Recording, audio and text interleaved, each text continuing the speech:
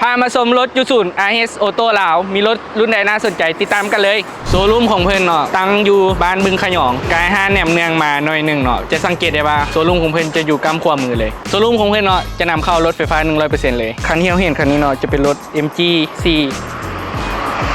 แล้วก็จะมี Lexus แล้วก็จะมีรถ BMW Tiger แล้วก็จะมี GAC แล้วก็จะมีเบนซ์ถือว่านำเข้ารถไฟฟ้าเนาะหลากหลายรุ่นนำกันเลย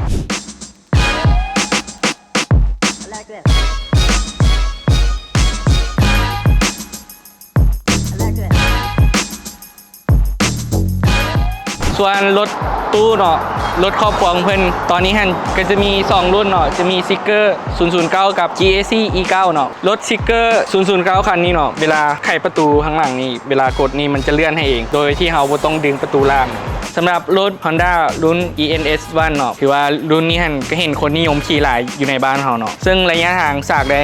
430กิโลเมตรความจุแบตเตอรี่อยู่ที่ 53.6 กิโลวัตต์โมงเนาะแล้วก็กำลังมอเตอร์นี่อยู่ที่134กิโลวัตต์แรงบิดอยู่ที่310นิวตันเมตรแล้วก็แรงม้ามาอยู่ที่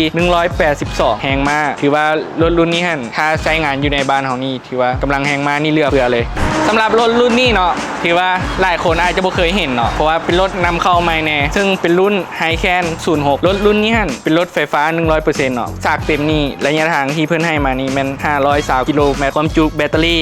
60.4 กิโลวัตต์โมงกำลังมอเตอร์อยู่ที่160กิโลวัตต์แรงบิด225นิวตันเมตรสำหรับแรงม้าที่เพิ่นเอามาให้นี่แม่น218แรงม้าถือว่าเป็นรถสายซิ่งเลยแล้วอัตราเร่ง0-500เนาะอยู่ที่ 8.3 วินาทีถือว่าอัตราเร่งนี่สูงสมควรคนที่มักสายซิ่งก็ลองพิจารณารถรุ่นนี้ลองเบิ่งเนาะเป็นรถไฟฟ้าอีกถ้าใครกำลังที่จะออกรถไฟฟ้าเนาะก็อย่าลืมมาแวะเบิ่งรถอยู่โชว์รูมของเพิ่นได้เนาะโชว์รูมของเพิ่นเนาะก็จะมีรถหลายรุ่นให้ทุกท่านทดลองหรือว่าสัมผัสตัวจริงก็อย่าลืมมาแวะเบิ่งอยู่โชว์รูมสุดท้ายนี้ก็ฝากติดตามเรื่องของรถออฟค่าเนาะเพราะเรื่องของรถบ่มีแต่รถเท่านั้น